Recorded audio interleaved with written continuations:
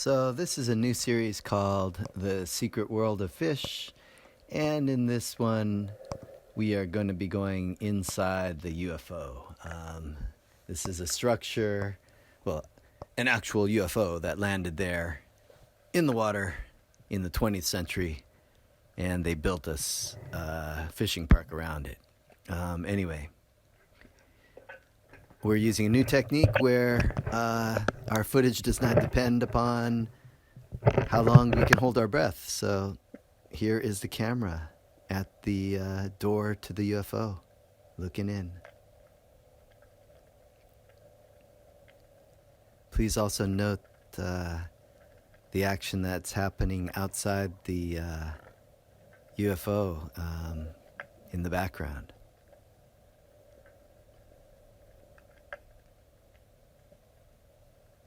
These are pearl spot chromis, Suzumedai, and these I would say are the fish I see the most in large schools, pretty much year-round, and they are probably the least afraid of humans.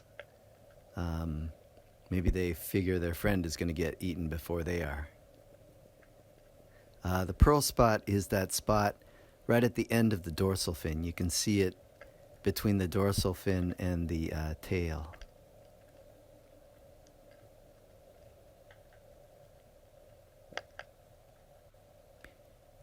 Through the windows, check out that Asian sheepshead wrasse.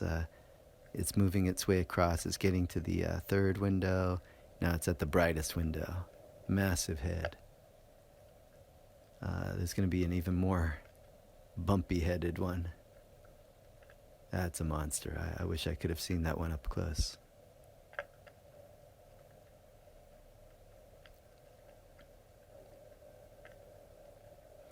As you can see, there's a lot of debris in the water. I don't know if these are single organisms or the parts of disintegrated organisms. No idea.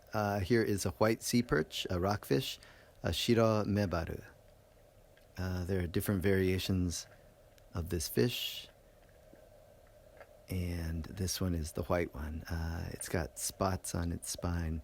Normally they have stripes, according to my fish book, but Japanese fish book, but this one took me a while to nail down, but I'm pretty sure it is a shiro mebaru.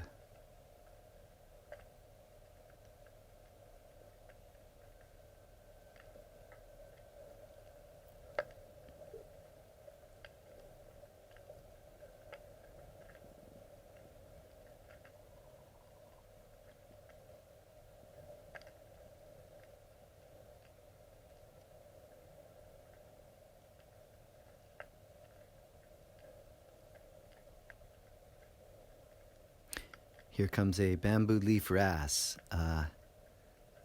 Geez, it's hard to say this name. Hoshi Sasa no Habera. The bellas are the wrasse family.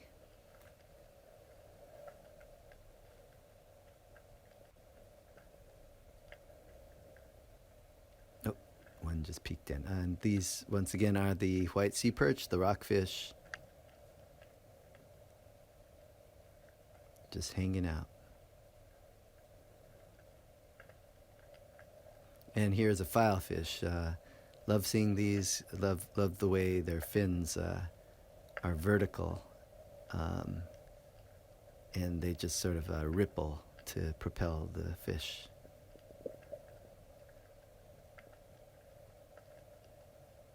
And this one is supposed to be a juvenile Asian sheepshead wrasse, so they're the ones that grow into those huge bump-headed monsters. Another rockfish.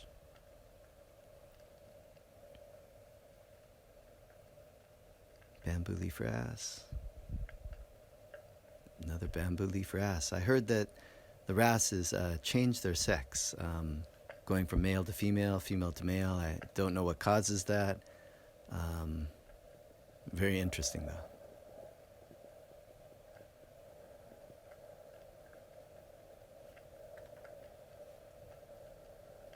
And here, of course, is the big guy, the Asian sheepshead wrasse, just a monster.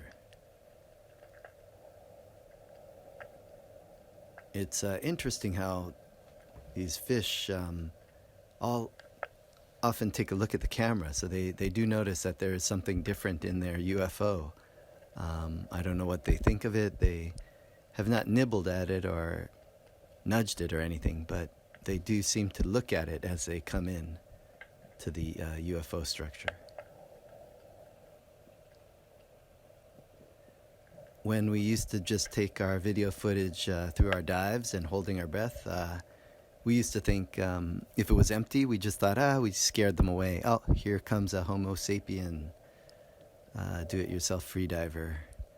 Actually, I was trying to find the camera, and I dove down and I went to the wrong UFO. Anyway, I'm going back up and breathing up and gonna come back down to get the camera. It'll take a while though. I was freezing cold this day, this December 20th. So I remember sitting up there in the sun, just warming up and doing my breathe up so that I could come down into the structure again. This is about 12 meters down.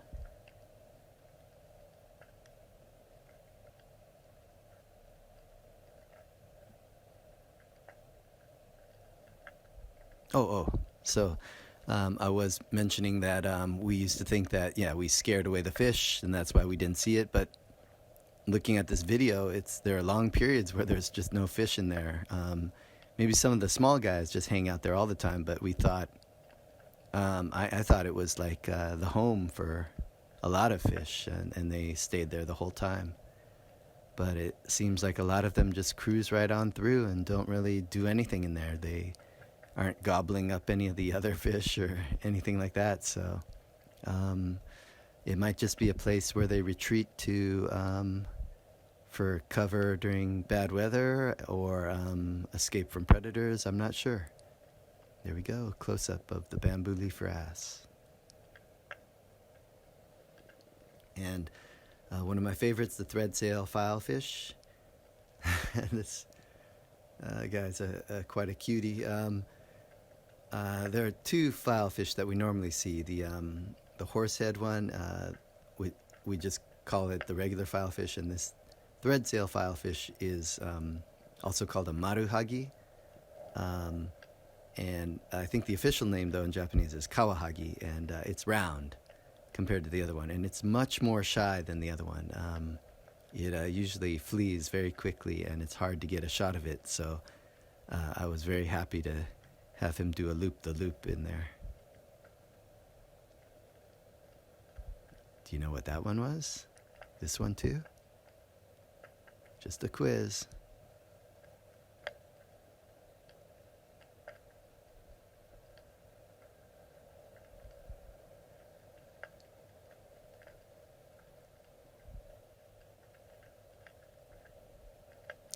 And if the music I'm going to use for this video doesn't drown out everything, the sea is quite noisy. When you get under there, things are just snap, crackling, and popping the whole time you're down there. I have no idea what's causing it. Probably the organisms moving and the waves shaking things around, but it's noisy down there. It's never quiet. Oh, and the other thing is the floor. It's just covered. It looks very bumpy, right? Those are all just like dead barnacles. Whatever was growing on the side of the structure, as it dies and falls off or gets knocked off, it lands under there. So you're not going to see like sandy bottoms under the pier. It's a lot of this kind of junk piled up. So you have to get a little bit away from the pier before you start to see sand again.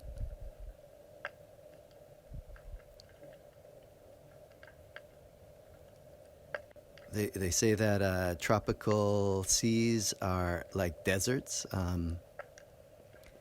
and maybe that's why the viz is good, because we've got a lot of organic-looking junk in the water.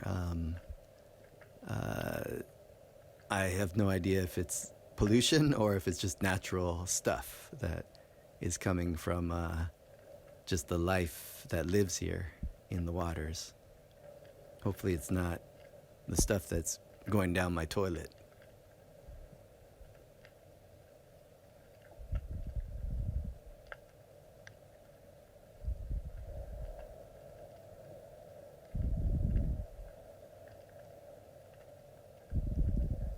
Though it is kind of snap, crackly, and poppy. Oh, here is the other filefish. This guy, you can see the spine on his head.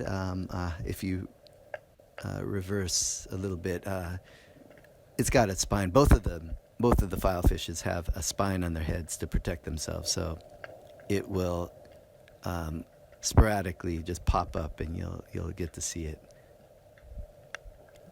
Here I am, do-it-yourself freediver. Finally, I figured out which UFO had my camera.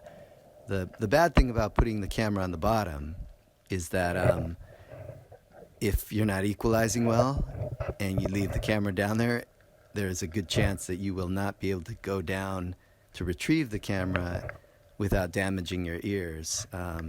So that was the risk I took.